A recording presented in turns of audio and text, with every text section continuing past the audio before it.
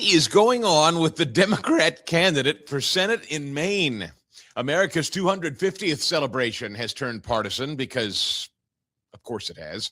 And sunlight really is the best disinfectant, literally and metaphorically, when it comes to the COVID era and a whole lot about the Democrat era, as a matter of fact. It's Monday, June 1st.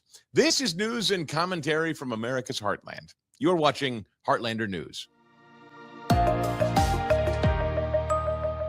Well, hey there, and welcome in to another edition of Heartlander News. I'm Chris Stigall. Bill Maher, not any friend to Republicans, certainly no friend to Trump, but increasingly over the years has had to confess Democrats don't seem to be getting it done. Their gaslighting isn't working. Where it is working, red states and Republican leadership. And he said so again this week on his show. Did you know that a black fourth grader in Mississippi is 2.5 times as likely to be proficient in math and reading as one in California? Mississippi is kicking our ass in education, and for way less money. We're 37th in fourth grade reading, they're 9th. Texas is kicking our ass in green energy.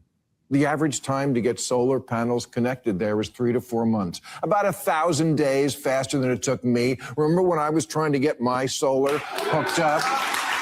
It would have been quicker to build a windmill. Texas has passed California in solar and blows away California when it comes to wind and energy storage. How does a state with no pro-climate policies produce better climate results than a state where here, even though we have so much better stickers on our bumper Prius, bumper stickers on our Priuses, you know what I'm saying. I'll tell you why, because you're allowed to build there, because every third person in Texas isn't someone whose job it is to make sure nothing gets done. Democrats, these are your issues. Education, race, the environment, and I say this with love, you're losing to the Waffle House car on the lawn states. Yeah, and so he can, I don't know, it kind of depends on who you, how you interpret Bill Maher, but he's either insulting red states in the South, or he's basically perpetuating that stereotype. People on the left think of them as Waffle House car in the front yard states, but neither here nor there. The point is, Bill Maher is making red states are actually governed well and getting it done. Blue states are not. And that's the real point of it. There was a guy named Mike Solana of a online publication called Pirate Wires. He has nailed a pretty concise and clear explanation of what Bill Maher just said, what's going on in the Democrat Party right now and the politics of that party. I mean, just take a look at Spencer Pratt in Los Angeles in that mayoral race. He posted, quote, "For people dumbly blinking at the moment while they wonder why Pratt is climbing up the polls, he's literally just telling the truth. And in a one-party state, anyone brave enough to break the honesty taboo commands the stage." Break the honesty taboo. I really liked that. He's right, of course.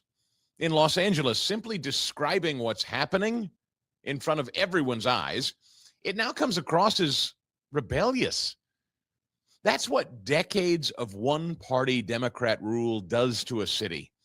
When one side controls the government, the media, the universities, and the cultural pressure points, honesty stops being normal. What you just heard Bill Maher say seems exceptional when we all knew, most of us who are paying attention and sane, we've known it's true all along. But now it's starting to feel dangerous to leftists telling the truth, honesty. Not because people can't see the problems, but because you're not supposed to speak of the problems out loud, as you just heard Maher and people like Pratt in his campaign. That's not supposed to happen. Homelessness in Los Angeles, for instance, it's driven by addiction, mental illness, crime, policy failure, and yet the official script still pretends it's mostly about sympathetic families down on their luck. When progressive policies keep failing, but admitting it might help the other side, well, you're just expected to stick to the script. The public watches the streets deteriorate, and they're told to pretend nothing to see here, everything's fine. This isn't just about Los Angeles, of course. It's really the definition, it's the defining feature of the National Democrat Party.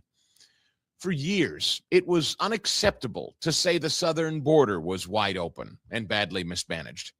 It was taboo talk to speak openly and honestly about Joe Biden's obvious cognitive decline. Even now, it's taboo for Democrats to admit that Obama's Iran deal simply gave the regime more time and resources on the path to a nuclear weapon. And of course, Democrats still won't acknowledge that Obamacare drove premium costs sky high, deductibles out of sight for millions of middle-class families, despite all the promises to the contrary.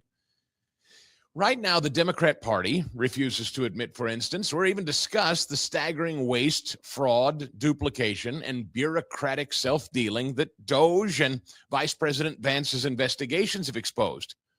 Because, of course, doing so would puncture the comforting myth that government agencies are competent, nonpartisan, and benevolent. And, of course, above all, it remains politically forbidden to give Donald Trump credit for any successes. You can't give him credit for energy independence or the Abraham Accords or the manufacturing boom or regulation reform, criminal justice reform, or the historically low Black and Hispanic unemployment numbers before COVID hit. If you acknowledge any of those things, well, it simply risks helping the wrong team for the Democrats. But here's the deeper problem. Political parties, they're just tribes competing for power. Every movement, right, left, or center, develops blind spots and incentives to protect itself. That's human nature to a degree. But a healthy system requires the willingness of those individuals to face reality, even when it embarrasses your own side. Donald Trump is hated by the left because he embraces reality and problem solving. And truth be told, he's hated by some who call themselves on the right, though one would question that label. The fact is, when truth becomes secondary to tribal loyalty, honesty turns into a real threat. A party, a group, an individual that can't admit failure, well, how can they identify it? How can they fix failure? Well, they can't. You can only deny, deflect, and smear critics as dangerous, punish anyone who points out what normal people can see with their own eyes. And that's why people like Spencer Pratt, or even people like Bill Maher, people like Donald Trump, it's why they provoke such intense anger from American leftists. They reject honesty taboos. They say in public what millions of people already believe in private. In a healthy political culture, that kind of honesty, it shouldn't feel revolutionary. As we've seen, the revolution, it depends on deceit and conformity. And we see it in three such stories today. From just the news, one of the stories that I think we've covered a lot, and I certainly did on my previous show, was the deception surrounding the Hunter Biden laptop and the entire Russia collusion hoax of Donald Trump's first campaign, Hillary Clinton framing that as such. Well, there's now a former senior intelligence community official under Barack Obama reporting concerns. It's been reported earlier this year that Hunter Biden's laptop letters signed by 51 former intelligence agencies, you remember that, the Hunter Biden laptop was initially reported. Mainstream media, along with social media, tried to silence anyone in conservative media from talking about it. And then this letter was issued, signed by 51 former intelligence officials, who all said, that's a non-story. It's not real. The Hunter Biden laptop it's a Russian manufactured hoax. It's not real. Of course, we now know it is, of course, 100% real. But now, just now, as of this year, this is an Obama official, by the way, has stepped forward to say that that memo signed by the 51 intelligence agencies in 2020 bore characteristics, quote, consistent with coordinated intelligence deception operations. The concerns have now been referred to the Justice Department. A remarkable turnabout, writes Just the News, for a letter that was used 6 years ago to censor everyone from reporting factually based concerns about Biden family corruption. The October 2020 open letter released as voters were making final decisions about whether to re-elect Trump or elect Joe Biden. Now, you remember that laptop story, once it became evident that it was true after the election, and I put that in air quotes, of Joe Biden, I want you to remember that there were polls taken of people who voted for that husk. And in fact, 18% of those who voted for him said, had they known that the Hunter Biden laptop was true, had they known the stories of Hunter Biden globetrotting and bagging cash using daddy's name, they would not have voted for Joe Biden. And that would have, as you know how close that election was, that would have tipped it to Donald Trump in the first place. Again, folks, I choose to believe, you don't have to share this point of view, but I think it's biblical. I think what happened in 2020 and I think what happened in 2024 are exactly as God designed it. I don't think there are any accidents. I think even the deceit and the outright theft and the cheating of the 2020 election, I think it had to happen, because I think global events and this kind of reordering that we're living through right now, it could not have happened if Donald Trump had won legitimately in 2020. So in its own perverted way, we had to go through 4 years of lying and deceit and gaslighting and cheating just to get to a point where I think the country said, yeah, enough. In fact, I think we have 2020, interestingly, to thank for the likes of a Spencer Pratt or the monologues from Bill Maher. I really do. And now more of this stuff is coming to light, and I think it's only going to continue to compound the problem for Democrats. This open letter released in 2020, again, as you remember, signed by the 51 intelligence agencies. A former official named Thomas Coons, who submitted a memo recently to the Intelligence Community Inspector General. He was a senior intelligence officer and former advisor to the Deputy Director of National Intelligence during the Obama administration. So this is a big guy, this Thomas Coons, senior leadership in Obama's intel community. And Coons has now told the Inspector General that most of his career in government centered on maintaining the intelligence community's analytic and integrity standards. Well, his spidey senses and alarms were tripping all over the place back in 2020 when this memo came out. Of course, he was working in the Biden-Obama administration, so there wasn't much he could say about it, or at least he was loyal to them at the time. This is not a political statement, he says. This assessment is based on the research and analysis of testified behavior, language choices, omissions, coordination, and effects attributable to intelligence tradecraft, he wrote. Pro-Biden advocates warned the public reporting on the contents of Hunter Biden's personal laptop before that it bore, the reporting bore all the hallmarks of Russian disinformation campaign. Then candidate Joe Biden used the letter to fend off public criticism about his son's overseas business dealings, drug use, and alleged influence peddling. This analysis is grounded in my expertise, writes Coons, applying analytic integrity standards and intelligence tradecraft to evaluate raw and finished intelligence assessments and judgments. Those standards provide a framework to identify politicization, bias, and analytic weakness, as well as to identify whether intelligence tradecraft itself has been misapplied or misused.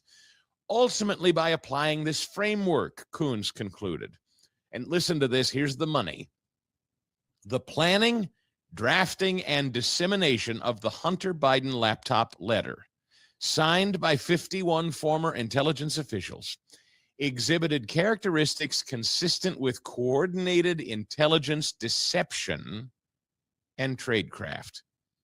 Again, this is according to a note from Coons that was handed over to the Intelligence Community Inspector General. So if you want to read this in full detail, it's a long read, but I wanted to call your attention to it. The gaslighting of 2020, now being uncovered and admitted to by even people inside Obama's and Biden's intel ranks. This was a deception operation from the jump. 51 people signed off on a memo that itself was a disinformation operation. just like the Russia collusion hoax was a disinformation operation before it in 2016. That's all the Democrats have.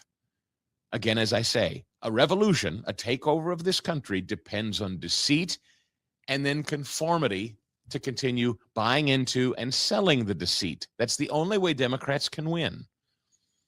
Then, also from Just the News, over at CBS, you know, they're run by a new show, a new sheriff, Barry Weiss. We played for you last week, Katie Couric, and what's that goon's name over there at CNN? Now I've forgotten his name. It's good to forget his name, really. Why do I have forgotten that guy's name already?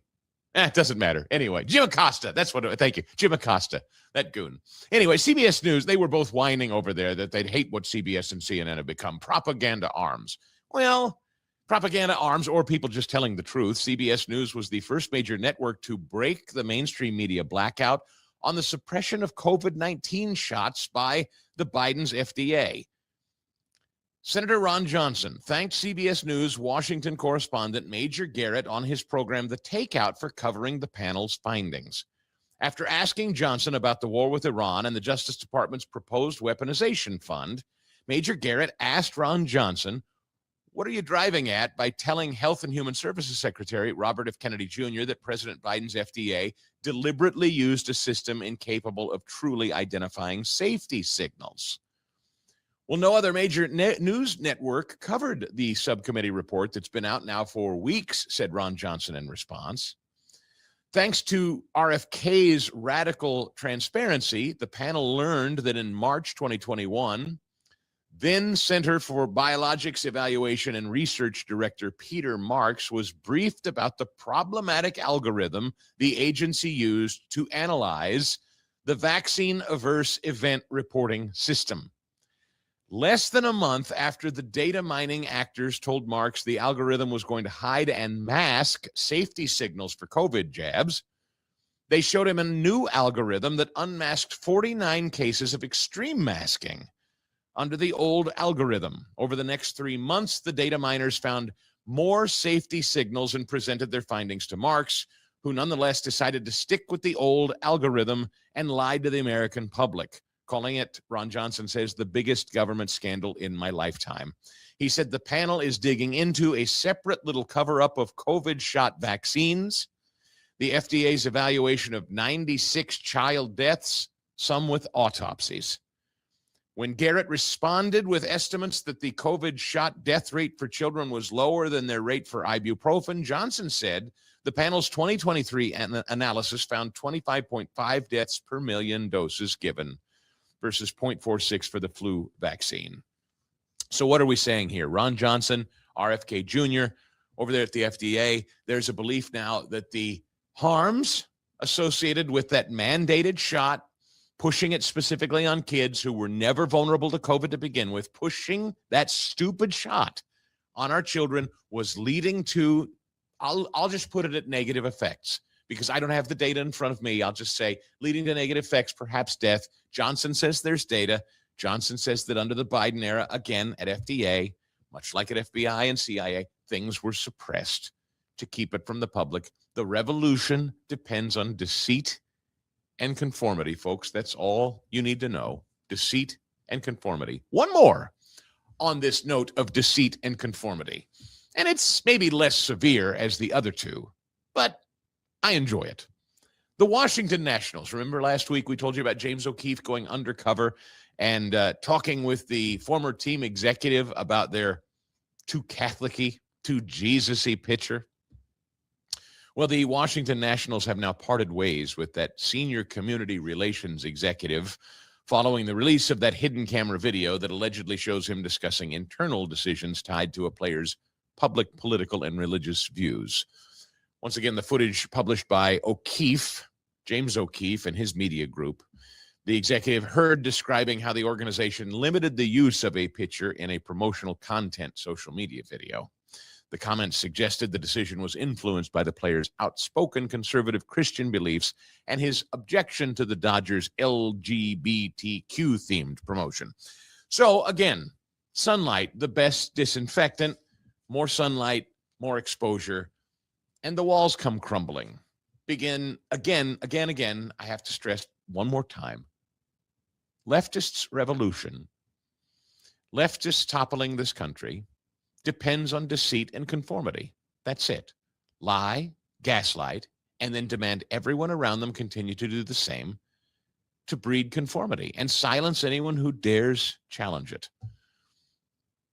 It's look at give me 186 here, Aaron. Look at the governor of New Jersey, for instance. These ICE protests and the recent detainees, all the hullabaloo outside the New Jersey ICE facilities. Would it surprise you to learn that that's not organic? It was more bought and paid for theater? Yeah. We know that people from outside the state have been interfering in the protests and escalating them. 5 of the 6 people arrested last night by state police were from outside New Jersey. And some national extremist groups have become involved in the protest here today. To the people coming from out of state to create chaos and dangerous situations, you should not be here. So there she is, the Democrat left-wing wacko governor of New Jersey, even confessing that the people who are causing all of the ruckus and all of the law breaking and getting all the media attention are out-of-state agitators. The revolution depends on deceit and conformity. Are you getting the theme? I hope so. There's just an overwhelming preponderance of it today, is there not? Culturally, within government, on your favorite news channel, the stuff you're hearing and reading and seeing, challenge it. And is there any wonder why young people in this country right now are at an all-time cynical high? They believe nothing. It's frustrating. You know, I have a 21, 20, and 18-year-old children, 2 sons and a daughter. All of them, and I'm proud to say, all of them are curious. All of them are independent thinkers. I raised them all to question. But our institutions, frankly, and so much of what I've just shared with you, and there's much more, there are many more examples of it than just what I've shared. You know, when you've been fed a steady diet of that in your young life, and you're already kind of counterculture as it is, young people tend to already kind of look at people in power or wanting that nugget of freedom in their own lives. They look at authoritarian behavior with suspicion. Well, now look at all of these lies. Just the pit of hell lies about gender, for instance, and men can be women and compete against women. Look, that's still going on out in California. From the post-millennial, boy wins California State girls triple jump and high jump championships, shares the podium with real female winner. A transgender identifying biological male athlete placed first in the California State girls triple jump on Saturday, sharing the top podium spot with the actual female winner and being awarded a gold medal first. Still goes on. Again, the revolution depends on deceit and conformity. Everybody knows men can't be women and women can't be men. Everybody knows you're born one gender and that's it. Everybody knows there is not more than one gender. Everybody knows that. But they lie to you. They look you straight in the face and say ridiculous things like James Tallarico. Give me number 185. Bill Maher is back, pointing out the fact that, look, he can try to take it back. He can say, well, that was a dumb thing to say. But James Tallarico, the supposed preacher down in Texas, a Democrat, running eventually now against Ken Paxton, the Republican, Bill Maher is complaining here in clip 185 that James Tallarico is being smeared and framed as something he's not. He's talking with his panel. Kevin McCarthy is one of them, and making the point that he said some really stupid stuff, and now it's coming home to roost. Okay, so you have Attila the Hun on this side. Then we have this guy, James Tallarico. We had him on the show recently. I mean, he seemed like a nice guy. He seems very reasonable. They're spreading rumors that he's gay, or even worse, vegan. In Texas, vegan is worse. No, I'm telling you. He said he ran a vegan campaign. He said what? He's on video running a vegan campaign. That doesn't play well in Texas. No, he said some things that don't play well in Texas, like God is non-binary, which if there is a God. He's taken that back. He said it was a silly thing for him to say. It is a silly thing to say because it just looks bad on a poster or an ad. Okay, but listen. Okay, Right. so you have a Katie, I love Katie Tour jumping in. Oh, he's taking that back. He's taking that back. So what? So what? It's like the Obama, it's like this Obama intelligence official coming forward to say that memo, 51 intelligence officials signed off on a memo saying the Hunter Biden laptop wasn't real. Okay, we know that now. We know it was now an opposition. It was totally fraudulent. The Hunter Biden laptop was real, and those that signed off on a memo saying it wasn't real, that was the actual operation. We know that now. But the damage has been done, you see. So it's like for Katie Tour to jump in and say, oh, James Tallarico, he's taking that back. He says that was a stupid thing to say. He didn't mean to say. He said it, Katie. Like, you can't be a man of the cloth and say those things on the record, and then when you're running statewide for Senate, say, oh, never mind, I take it back. Or, oh, sorry about that COVID shot. Turns out it didn't work and actually may have actually done harm and maybe even killed kids. Sorry about that. I don't know, folks. This frosts me. The revolution, of course, depends on deceit and conformity. And it's only when sunlight is shown on all of this that the American public actually can vote with real information, not gaslighting. And when they're given real information, they do, in fact, change their minds. When the truth is told and they're exposed to the ruin of the Democrats, voters change their minds. And that's what's got Democrats so scared. This stupid book tour the former First Lady is on, I can't imagine she's selling any books, but it's worth walking through this just to see it. Continuing with this theme of gaslighting and lie, even after we've seen all of these lies come crumbling. This woman has written a book full of them, and she's going on a speaking engagement tour and a book sales tour, continuing to peddle this stuff. And I don't know who the audience is. Even people who voted for Joe Biden, even people who are Democrats and supportive. There's nothing about any of this revisionist history that is worth hearing. It's only worth mockery and laughter, which is why we're going to play it. Give me 189 here. Actually, let's start with 188 if we could here, Aaron. I apologize for that. Dr. Jill, being asked about this business of pardoning Hunter, that Joe Biden said he would never pardon his son Hunter, because remember, James Comey said, if you accept a pardon, it's an admission of guilt. Well, Joe Biden did issue a pardon for his son, and Hunter did accept it. So we know that now. Anyway, here we go. President Biden had said that he would never pardon his son. He did. And then he pardoned him. Did you urge the president to think again about that?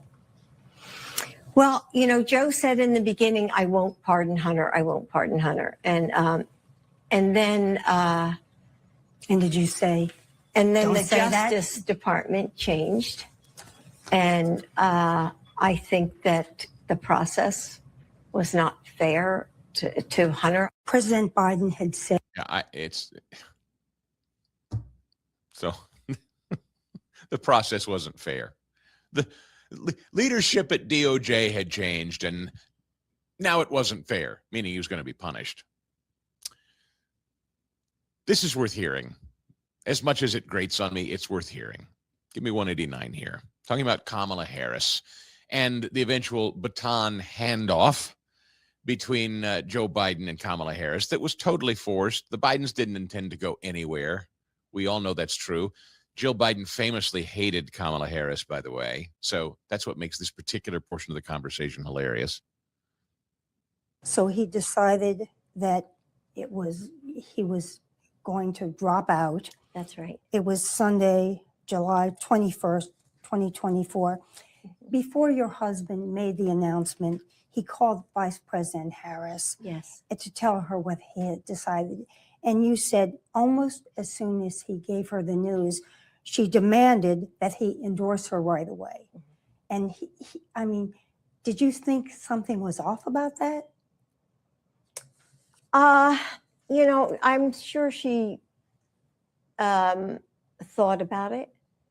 You know, it wasn't like a call out of the blue. I'm sure with everything happening at that time, it had to cross her mind. So I think that's. But when you said it was back and forth because she wanted him to endorse her at the same time he announced that he was dropping out, and he wanted to just make the announcement of the dropout first, right? Oh, yeah, And sure. you said you even walked out of the room I did. because Yeah. it got too tense, maybe? Mhm. Well, it was just, I'm telling you, it was so hard. I mean, this is what Joe had worked for all his life. He loved being a statesman. He loved the job of helping the American people, and to give it up. I mean, Rita, he did it for over 50 years of his life. That's a long time. And so at some point when all of this is going on, it gets a little overwhelming. And yes, I had to walk out. Yeah. All right. Yeah. So this is an interesting peek into the minds of people who hold on to positions of power. It's an admission they don't want to give it up. What she's saying here, and as we all understand, for 50 years, Joe Biden hasn't done anything that hasn't depended on his income being from the taxpayer. Joe Biden does not know. Jill Biden does not know. These people do not know what it is to go out and just work in the private sector. They like the fame and the trappings of office. They like being on TV. They like being, as Rush Limbaugh says, Hollywood for ugly people. They like the fame of Washington. They like the money of Washington. They like being in those circles, and they can't imagine going to some normal life where people go out and live amongst real people and do real jobs and aren't famous, volunteer their time and go to worship and, you know, fraternize with real people. Oof. Can you imagine that? I mean, it's been 50 years, Rita. How tough that would be. We've lived in this bubble for 50 years. That's tough to give up. And I'm sure Kamala Harris did get furious. All right, old man, we've basically pinned your arm behind your back and said, give it up. Say uncle. And he finally says uncle, and they let his arm go. And they said, all right, now you're going to come out and you're going to say you're stepping down and you're going to endorse me. And he says, I'm not going to endorse you. Of course she's mad. The Bidens didn't want to play ball. All of it. See, folks, you may be saying to yourself, why are you relitigating this? Because the theme of this morning's entire show is gaslighting and revisionist history. And everything we knew was real, you and I were told was not real and was not happening. Shut up, sit there, and take it. Here's more. 190, as Jill Biden says she just couldn't believe that her old pal and friend, wink, Kamala Harris didn't do better in the election. You went all out to get Vice President Harris elected. Oh, all out. I was out on the trail I think every single day. I traveled the entire country. And you know that the night, the election night, I mean, I was certain she was going to win. You were. The excitement for her and the crowds, and I mean, how people rallied around her. And I truly felt that she was going to win. I was shocked she didn't win, because I think she would be a good president. And I don't know. I went to bed. I mean, I couldn't believe that she had lost. I couldn't believe it.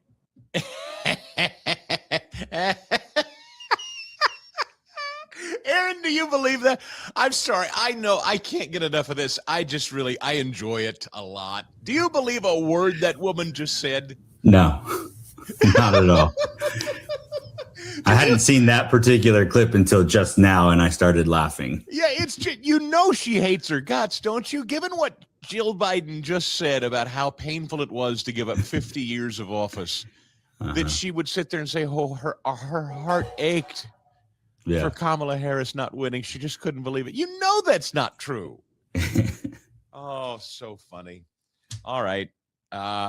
One more. Just because it's important. 191, the revisionist history of the Afghanistan withdrawal. They got 13 of our service personnel killed at Abbey Gate, among other things. Take a listen. You talked about many of your husband's successes, the Build Back Better, passing the first major gun legislation in 30 years. You also say When Joe and I moved into the White House in January 2021, it felt as though we had the wind at our back. And then within a few months, the wind shifted. Mhm. There were lots of things that happened in that time. There was Afghanistan, Russia's invasion of Ukraine. And why do you think it shifted? Because of the reasons you just named. Also, was there a shift in Congress, do you think? Oh Also? my gosh, yes. I mean, we had, a Republican Congress, and well, it was, let's just say, when Joe started in politics, all during his Senate years, and even some into the vice presidency, Republicans and Democrats respected one another. Yes, they had differences of opinion, but they never let it get personal. There were never personal attacks on one another. And I think that's a big change of, what we see today, where it's so personal and so. Okay. Yeah. I don't need any more. I don't even want any more.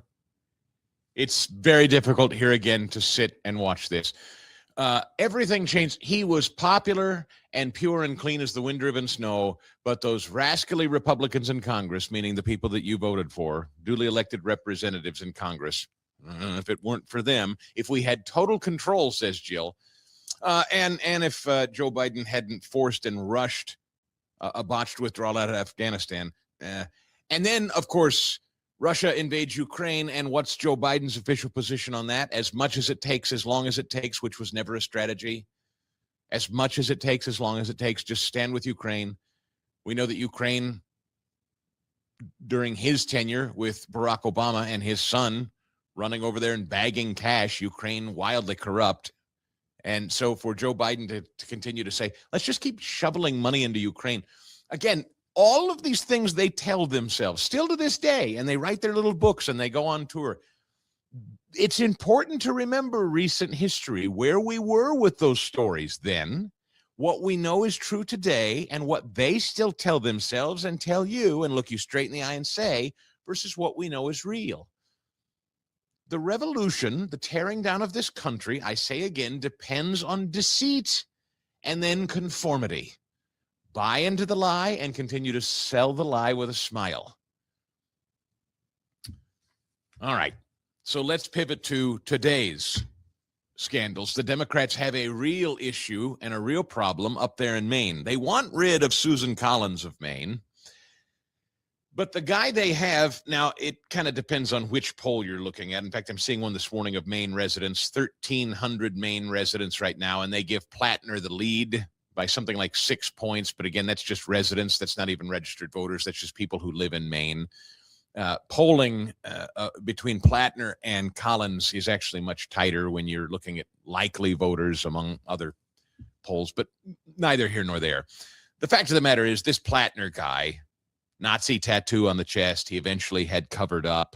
He claims, well, it was a Nazi tattoo, but I was drunk when I got it. Of course, he let a Nazi tattoo rest on his chest for years, 12 years, I think, before he decided to cover it up.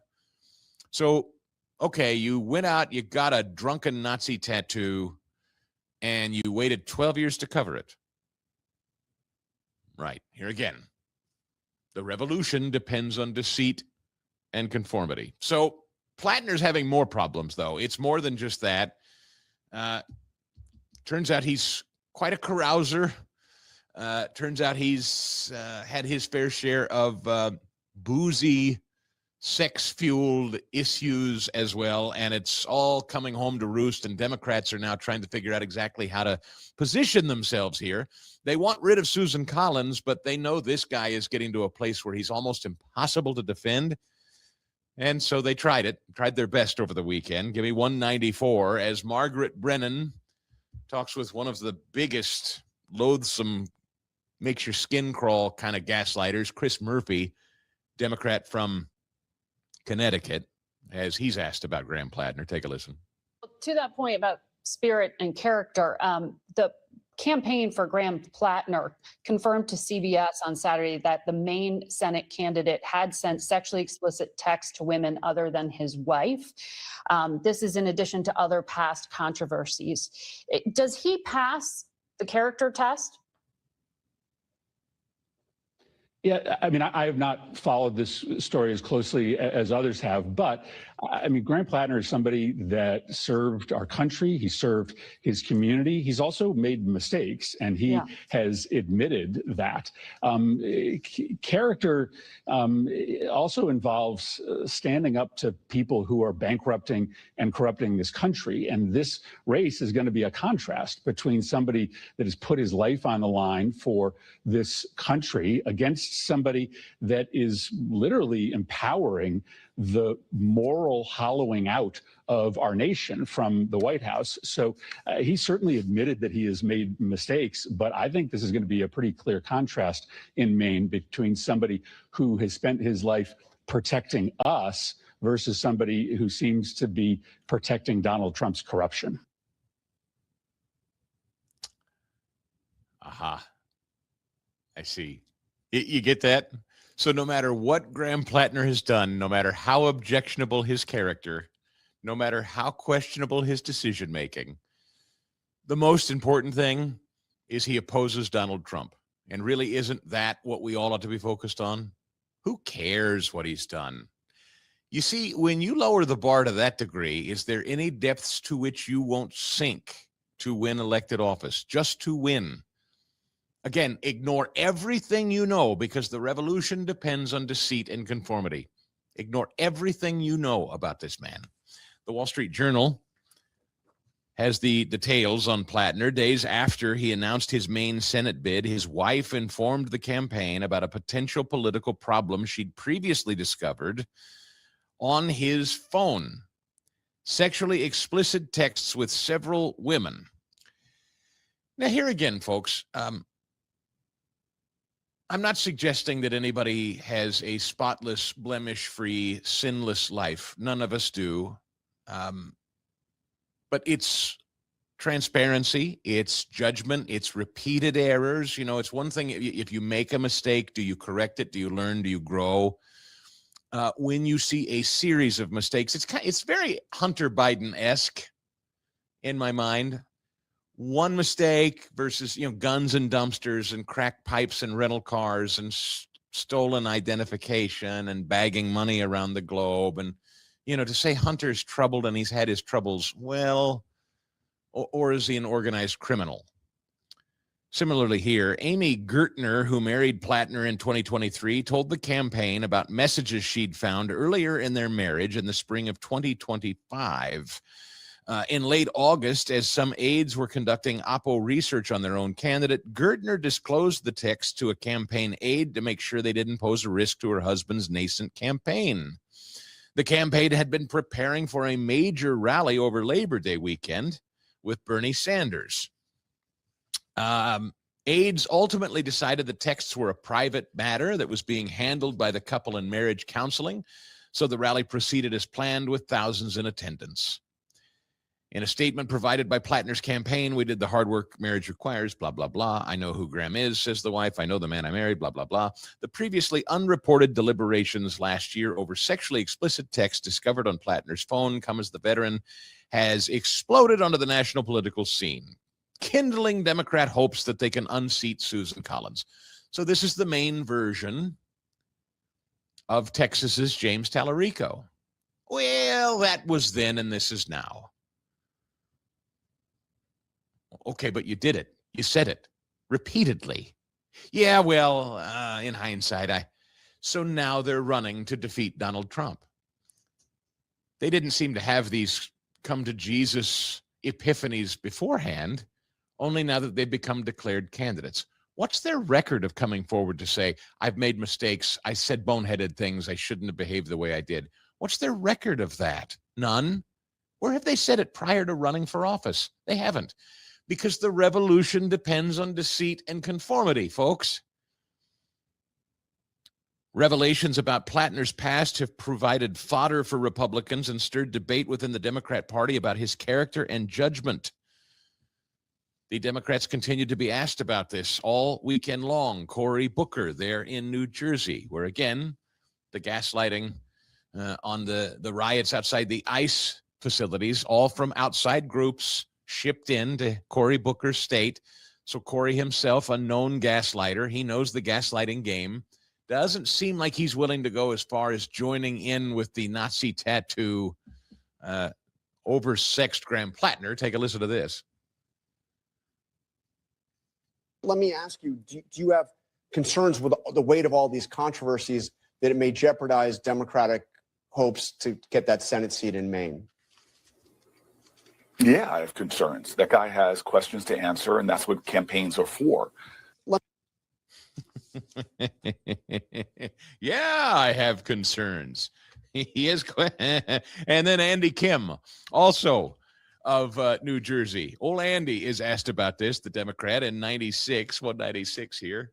What do you think about Graham Plattner, Mr. Kim? I'm going to ask you about the Senate race in Maine. And the Wall Street Journal and New York Times reporting that last August, Democrat Graham Plattner's wife told his campaign about sexual text messages she had found between her husband and other women early in their marriage, and they were married in 2023.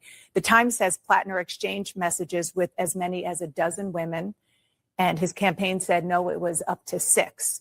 In a statement, Plattner's wife said she feels betrayed by the ex-campaign aide who revealed the information, and that the couple went to counseling. Do you have concerns about Graham Plattner? Well, first I'll say is, I've been very much focused on the crisis in my home state, so I haven't been able to focus as much on this. But right now, this information's out there with any campaign in the country. The character and the transparency about the different candidates is going to come out. That's part of a campaign. And the voters will decide what it is that they ultimately think in terms of their ability to trust those candidates. What do you think? Well, look, right now, for me, I have not met him. I've never talked to him yet. I want to ask.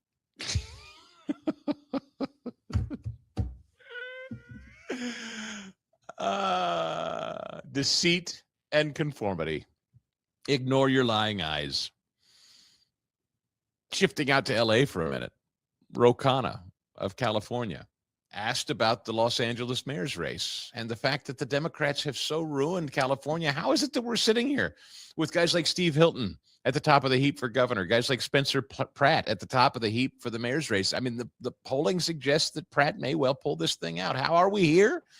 Here's Democrat Ro Khanna trying to explain it away. When it comes to the LA race, Karen Bass and you see Spencer Pratt, what do you think we're learning about how Californians feel about the incumbents in general? Well, look, I think that there is was a lot of hurt and anger after the fires. My view is that the blame of that really needs to go on Donald Trump. They still owe the state $50 billion. They have not worked with Mayor Bass or our governor to get the resources needed, and they have really punished California. But understandably, people who still haven't seen their homes rebuilt, who were upset with how that was handled, they are upset with the incumbents. Yeah. And ultimately, there's a little truth nugget there at the end of that clip. Ultimately, they're upset with the incumbents. How about that? A refreshing statement of truth. I don't know that he even meant to say it. Did he hit his head, Ro Khanna? They're upset with the incumbents. Yeah, they ought to be. And he tried his best to somehow make the ruin in Southern California Donald Trump's fault. Nobody believes it. Even he didn't believe it. They're upset with the incumbents. That's exactly right. Democrats' civil war over party chair hangs over their 2028 plans. This from Axios. Democrats are fighting over their strategy and leadership. And do they savage or save the one man with title and power, their DNC chair, Ken Martin? I don't know how much you know about the DNC chair, Ken Martin, but he is about as white bread, like central casting, boring vanilla white guy as they get. You ever seen this guy? I'm amazed that he's actually their party chair, given how radical they are and how much they can't stand white, straight men. I don't know his heritage in terms of his faith, but Ken Martin I mean, literally right down to his name. Doesn't that sound like some 1950s neighbor? Good morning, Ken. Hello, Bob. You know, mowing with the old blades, no gas. Ken Martin, white bread. That's the guy that's running the Democrat Party. A Democrat Party, by the way, which we told you last week is in debt, in the red, while the Republicans are sitting on a mountain of cash. Martin is facing a growing crisis of confidence as the DNC's bungled autopsy of 2024 election and its financial struggles are coming to light. So far, Martin has staved off a revolt among DNC members at a time when they're setting the calendar for the 2028 primary. In fact, some of the members of Congress and Democrat strategists are calling for Martin to resign. The DNC's Powerful Rules and Bylaws Committee met at a D.C. hotel last week to hear pitches of a dozen states that want to go to an early upcoming primary. The delicacy of Martin's position was apparent. He skipped the committee's public meeting, though he did quietly visit the hotel for some private conversations. So that, and of course they're panicked. Why? A redistricting battle is set to escalate ahead of 2028 elections. For Americans fed up, writes The Hill, with partisan redistricting, there's bad news on the horizon. The gerrymandering war is heating up. Here again, The Hill, just like the New York Times and others, they're all very concerned about gerrymandering now. They weren't all the years that Illinois and Massachusetts and California have been rigged, but they're very concerned now. Even while the ink is drying on the new House maps on the midterm cycle, the 2028 redistricting battle is taking shape, and it threatens to eclipse the current map drawing fervor in both its geographic range and its potential to influence which party controls the House in the early years of the next administration. GOP leaders are already moving on plans to draw the 2028 maps in red states across the South, which could include states that just adopted new lines for the midterms. Their campaign has only been fueled by the Supreme Court's recent decision to bar race-based gerrymandering, which is, of course, constitutional and totally correct, to not draw lines based on race. That's not something the Constitution allows for. It's outrageous it ever was used as a justification. Democrats are mad that the Supreme Court said, no, states, you cannot draw only black districts. We don't do that in the United States.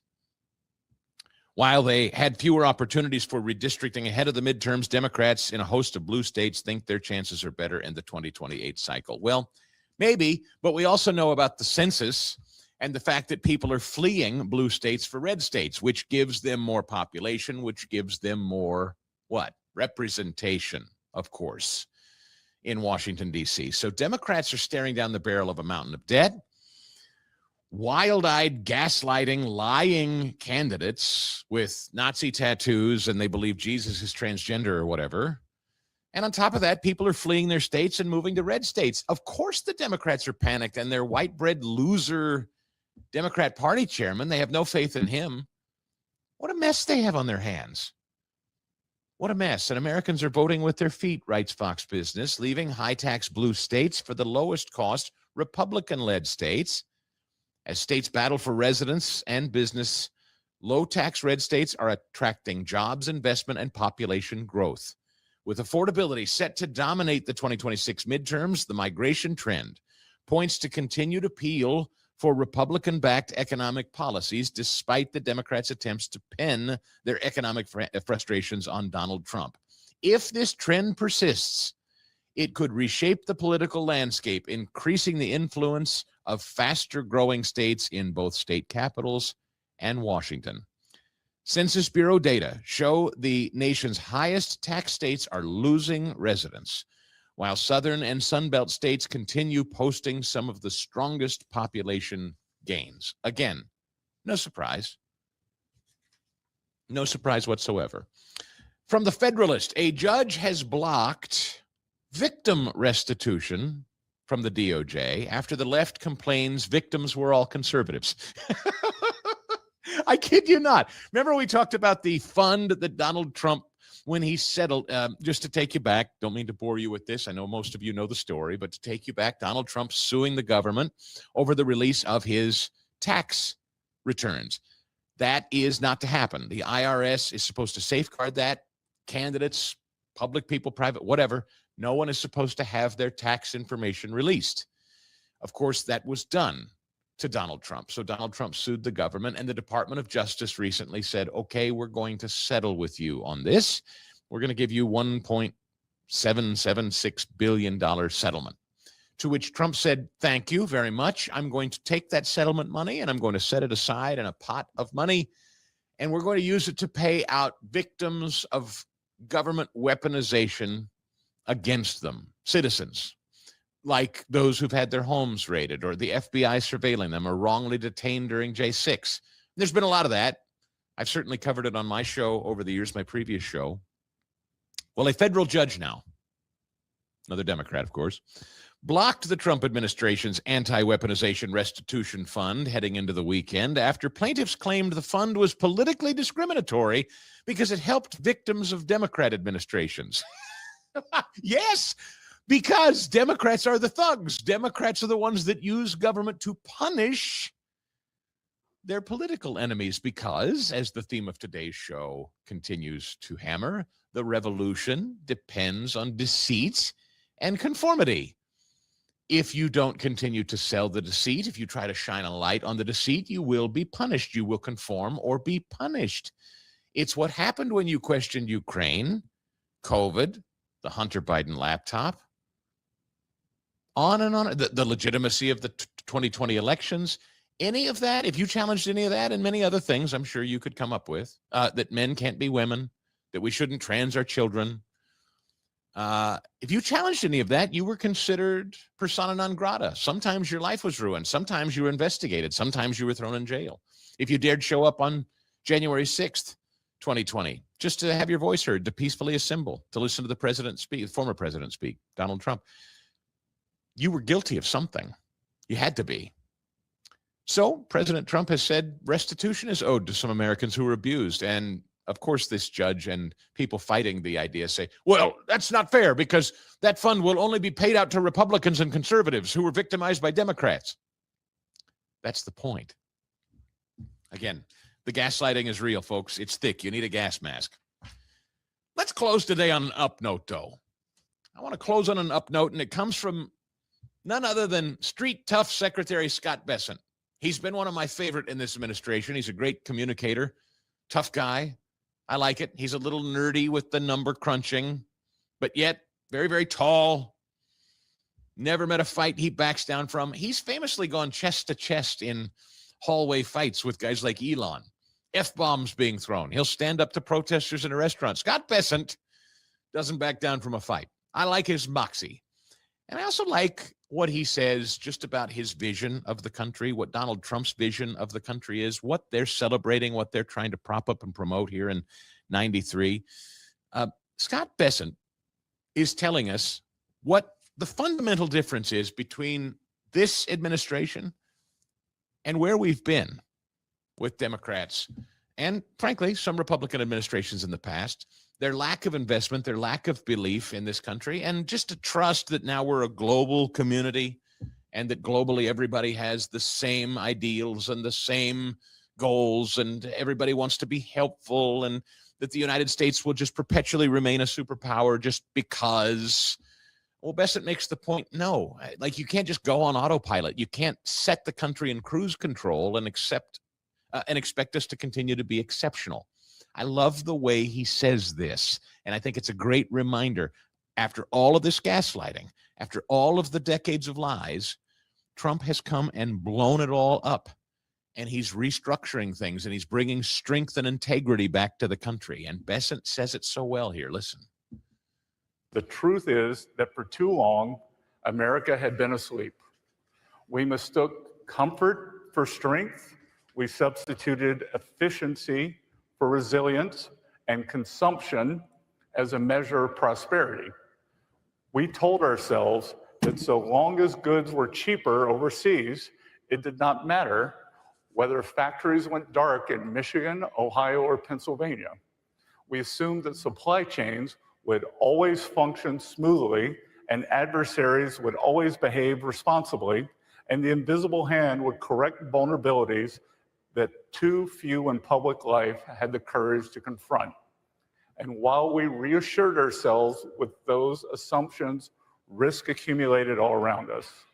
Somewhere along the way, we lost sight of a foundational principle that previous generations understood instinctively.